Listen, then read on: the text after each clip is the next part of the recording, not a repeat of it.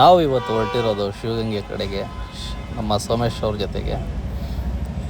ಬೆಳಗ್ಗೆನೆ Dabaspete near by ಒಂದು ಹೋಟ್ಲಿಗೆ ಹಾಕ್ತೀರಿ. ನಾನಿವತ್ತು ಡಯಟಲ್ಲಿದ್ದೆ. ಬರೀ 2 ಇಡ್ಲಿ ಒಂದೇ ಒಂದು ವಡೆ ತಿಂದ್ಕೊಂಡು ಸಾಕು ಅಂತ ನಾನು ಹೇಳಿದೆ. ಆದರೂ ಸೋಮೇಶ್ ಅವ್ರು ಬಿಡಲಿಲ್ಲ. ಜೊತೆಗೆ ಒಂದು ಮಸಾಲೆ ದೋಸೆ ಕೊಡಿಸಿದ್ರು. ಇಡ್ಲಿ ಸಾಂಬಾರು ಜೊತೆಗೆ ತುಂಬ ಚೆನ್ನಾಗಿತ್ತು. ನನಗೆ ಚಟ್ನಿ ಇಷ್ಟ ಇಲ್ಲ. ನಮ್ಮ ಪಕ್ಕದಲ್ಲಿರೋ ಸೋಮೇಶ್ ಅವ್ರಿಗೆ ಮಾತ್ರ ಚಟ್ನಿ ತುಂಬ ತಿಂತಾರೆ, ಸಾಂಬಾರು ತಿನ್ನಲ್ಲ. ಅವ್ರ ತಟ್ಟೆಯಲ್ಲಿ ಸಾಂಬಾರು ಉಳಿದಿತ್ತು, ನನ್ನ ತಟ್ಟೆಯಲ್ಲಿ ಚಟ್ನಿ ಉಳಿದಿತ್ತು.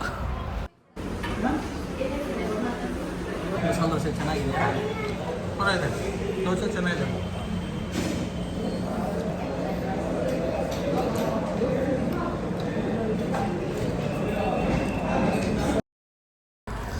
ಅಲ್ಲಿಂದ ಸುಮಾರು ಹತ್ತಿರದಲ್ಲೇ ಇದ್ದು ಶಿವಗಂಗೆ, ಒಂದು 7-8 ಕಿಲೋಮೀಟ್ರು ಅಂತೂ ಇಂತೂ ಶಿವಗಂಗೆ ರೀಚ್ ಆದ್ರಿ. ಶಿವಗಂಗೆ ಕಲ್ಯಾಣಿ ನೋಡಿ, ದೂರದಿಂದ ಎಷ್ಟು ಚೆನ್ನಾಗಿ ಕಾಣಿಸ್ತಿದೆ ಅಲ್ವಾ. ಆದರೆ ಹತ್ರದಲ್ಲೆಲ್ಲ ಪೇಪರೆಲ್ಲ ಬಿಸಾಕಿಕ್ಕವ್ರೆ. ಪೇಪರು ಬಾಟ್ಲು ಅದು ಇದು ಅಂತ ಗಲೀಜು ಮಾಡಿ ಬಿಸಾಕಿಕ್ಕವ್ರೆ. ಬರ್ತಾರೆ, ಕ್ಲೀನ್ ಬಿಸಾಕ್ತಾರೆ, ಹೋಗ್ತಾ ಇರ್ತಾರೆ. ನಾವು ಆ ತುದಿಗೆ ಹತ್ತಬೇಕು. ನಾನು ಹತ್ತಕ್ಕಾಗುತ್ತೋ ಇಲ್ವೋ ಗೊತ್ತಿಲ್ಲ. ಇವರೆಲ್ಲ ಹತ್ಸ್ಬಿಡ್ತೀನಿ. ಫಸ್ಟು ಇಷ್ಟು ಮೆಟ್ಲು ಹತ್ತೋಷ್ಟರಲ್ಲೇ ಸುಸ್ತಾಗ್ತೈತೆ ಗುರು. ಆ ಮೆಟ್ಲು ಒಂದೇ ಎತ್ತರಕ್ಕೆ 90 ಡಿಗ್ರಿ ವರ್ಟಿಕಲಲ್ಲಿ ಐತೆ. ಹತ್ತೋಷ್ಟರಲ್ಲೇ ಒಂದು ರೇಂಜಿಗೆ ಟಯರ್ಡ್ ಆಗ್ಬಿಡ್ತೈತೆ. ಇಲ್ಲಿ ಪ್ರತಿದಿನ ನೋಡಿ ಅನ್ನದಾಸೋಹ ಇರುತ್ತೆ 12 ಗಂಟೆಯಿಂದ 3 ಗಂಟೆವರೆಗೂ. ಇದು ಬಂದು ಪಾತಾಳ ಗಂಗೆ. ಈ ರೋಡ್ ಎಷ್ಟು ಚೆನ್ನಾಗಿದೆ ನೋಡಿ. ಪಾತಾಳ ಗಂಗೆ ಒಂಥರ ವೈಬ್. ಇಲ್ಲೆಲ್ಲ ಬಂದರೆ ನಾವು ಸುಮಾರು ಸರಿ ಬಂದಿದ್ದೀರಿ.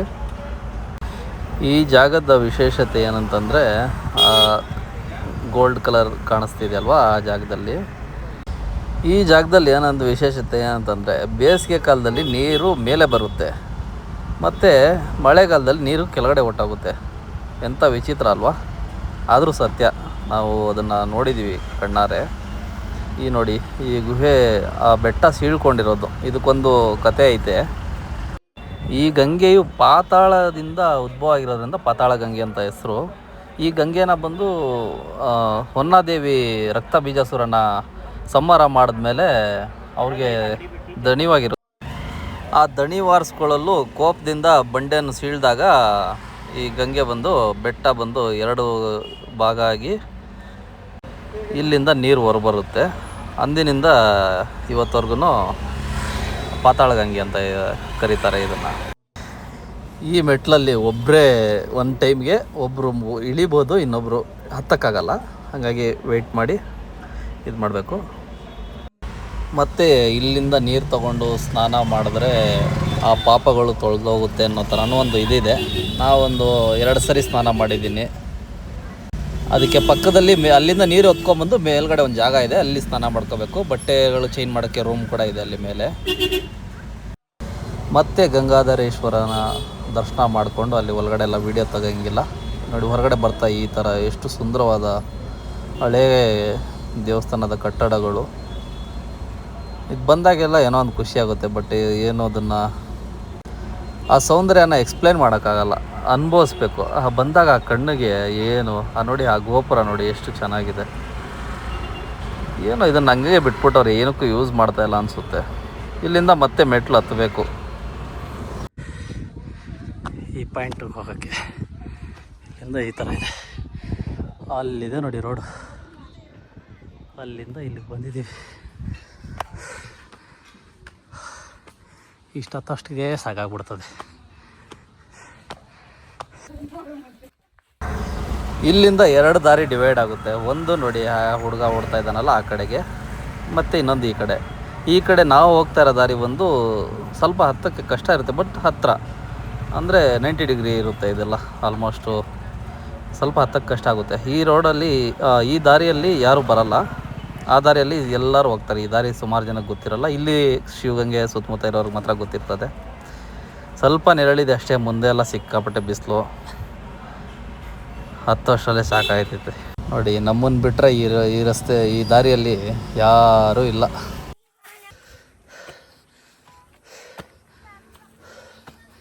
ಆಗ್ತಾಯಿಲ್ಲ ಇಲ್ಲಿಂದ ಹತ್ತಕ್ಕೆ.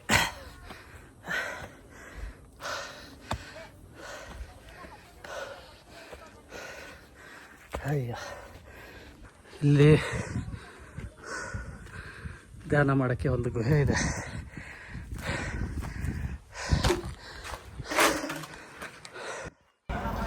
ಆದರೆ ನೋಡಿ ಎಲ್ಲ ಗಲೀಜು ಮಾಡಿಬಿಟ್ಟವ್ರೆ. ಪೇಪರು ಬಾಟ್ಲು ಅದು ಇದು ಅಂತ ಬಿಸಾಡ್ಬಿಟ್ಟವ್ರೆ. ಅಲ್ಲಿ ಕೂತ್ಕೊಳ್ಳೋಕ್ಕಾಗಿಲ್ಲ.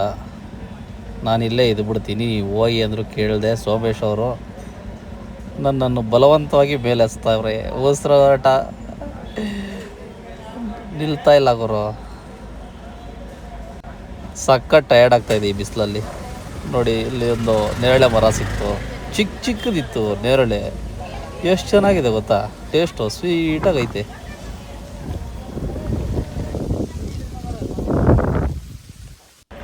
ಸ್ವಲ್ಪ ಹೊತ್ತು ಮರ ಕೋತಿ ಆಟ ಆಡೋಣ ಅಂದ್ಬಿಟ್ಟು ಈ ಮರದಿಂದ ಆ ಮರಕ್ಕೆ ಒಬ್ಬನೇ ಜಂಪ್ ಮಾಡ್ತಾಯಿದ್ದೀನಿ.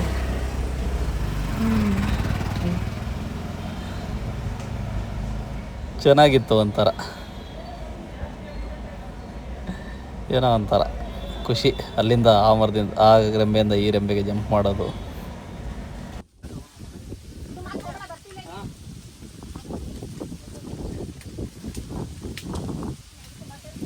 ಓ ಹುಷಾರು ಏ ರೀ ಕರ್ಕೊಬನ್ರಿ. ಅಲ್ಲ ಕೈ ಹಿಡಿ ಬನ್ರಿ ರೀ, ಅಲ್ಲಿ ಬರ್ರಿ. ಅಲ್ಲ ನಾ ಕರ್ಕೊಬನ್ರಿ. ಹೆಂಗಾಯ್ತು ಅನ್ನೋದಾಗ ನಾನು ಅವ್ರನ್ನ ಕರಿತಾ ಇದ್ದೇನೆ. ಅಯ್ಯಪ್ಪ ನಂಗೆ ಭಯ ಆಯ್ತು.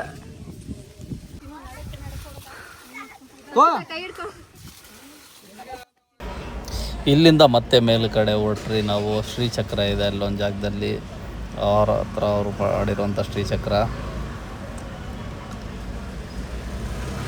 ಇಲ್ಲಿಂದ ಆ ಬಂಡೆಗೆ ಹತ್ತಬೇಕು. ನೋಡಿ ಬಂದ್ರಿ.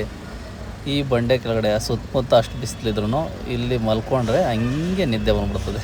ಹತ್ತಿರೋ ಇದಕ್ಕೂ ಮತ್ತು ತಣ್ಣಗಿರೋ ಗಾಳಿ ಬರ್ತದೆ. ಕೆಳಗಡೆ ಬಂಡೆನೂ ಕೂಲಾಗಿದೆ, ಮೇಲೆ ಇರೋ ಬಂಡೆನೂ ಕೂಲಾಗಿದೆ. ಹಂಗೆ ಒಂದು 10 ನಿಮಿಷ ರೆಸ್ಟ್ ಮಾಡಿದ್ರಿ. ಇದರ ಪಕ್ಕದಲ್ಲಿರೋದೇ ಶ್ರೀಚಕ್ರ. ಆ ಶ್ರೀಚಕ್ರಕ್ಕೆ ಪೂಜೆ ಸಾಮಾನೆಲ್ಲ ಮನೆಯಿಂದಾನೇ ತಂದಿದ್ರು. ಸೋಮೇಶ್ ಅಣ್ಣವರು, ಸೋಮೇಶ್ ಅಣ್ಣ ಫ್ಯಾಮಿಲಿ ಎಲ್ಲ. ಈ ಅಣ್ಣವರೆಲ್ಲ ಧಾರವಾಡದಿಂದ ಬಂದಿದ್ದರು. ಜೊತೆಗೆ ಪಂಚಾಭಿಷೇಕ ಮಾಡಿ ಆ ಶ್ರೀಚಕ್ರ ಇಂಥ ಜಾಗದಲ್ಲಿ ಇದೆ ಅಂದರೆ ಇಲ್ಲಿಂದ ನೋಡಿ ಎಷ್ಟು ಈ ಸುತ್ತಮುತ್ತ ಹೇಗಿದೆ ಅಂತ.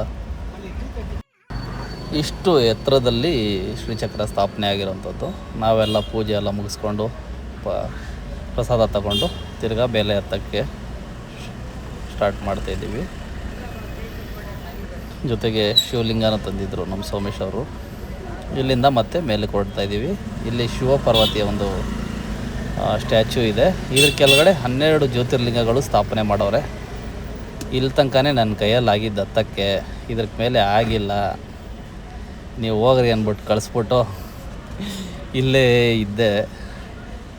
ಅಷ್ಟೊತ್ತಿಗೆ ಜೋರಾಗಿ ಮಳೆ ಬಂದು ನಾನೇನು ನೆನಿರಲಿಲ್ಲ. ಸುತ್ತಮುತ್ತ ಇರೋ ಜಾಗ ಎಲ್ಲ ತಂಪಾಗಾಯಿತು. ಇಲ್ಲಿಂದ ಸ್ವಲ್ಪ ಮೇಲೆ ಹತ್ತೋದು ಸ್ವಲ್ಪ ಟಫ್ ಇದೆ. ಪ್ಲಸ್ಸು ನೀರುಗಳು ಸಿಗೋಲ್ಲ. ನಮಗೇನೋ ದುಡ್ಡು ಕೊಟ್ಟು ಅಲ್ಲಿ ಖರೀದಿ ಮಾಡ್ಕೊಬಿಡ್ತೀವಿ ಬಾಟ್ಲು. ಬೇರೆ ಪ್ರಾಣಿ ಪಕ್ಷಿಗಳಿಗೆ ಮತ್ತು ಇಲ್ಲಿ ಮೇಲೆ ಇರೋರಿಗೆ ನೀರು ಅನುಕೂಲ ಆಗಲಿ ಅಂದ್ಬಿಟ್ಟು ಇಲ್ಲಿನ ಸ್ಥಳೀಯರು ಆ ಜಾಗದಲ್ಲಿ ನೀರು ನಿಂತ್ಕೊಳ್ಳೋಂಥ ಇದು ಮಾಡಿದ್ದಾರೆ. ಅಲ್ಲಿ ನೋಡಿ, ಅಲ್ಲಿ ಹತ್ತಬೇಕು. ಇಷ್ಟಕ್ಕೆ ಇವತ್ತಿಂದು ಶಿವಗಂಗೆ ಯಾತ್ರೆ ಮುಗೀತು ನಂದು. ಬರೋಷ್ಟಲ್ಲೆಲ್ಲ ನೀರು ತುಂಬ್ಕೊಬಿಟ್ಟಿತ್ತು. ತುಂಬ ಚೆನ್ನಾಗಿತ್ತು. ಮತ್ತೆ ನೆಕ್ಸ್ಟ್ ವೀಡಿಯೋದಲ್ಲಿ ಸಿಗೋಣ. ಟಾಟಾ, ಬಾಯ್ ಬಾಯ್.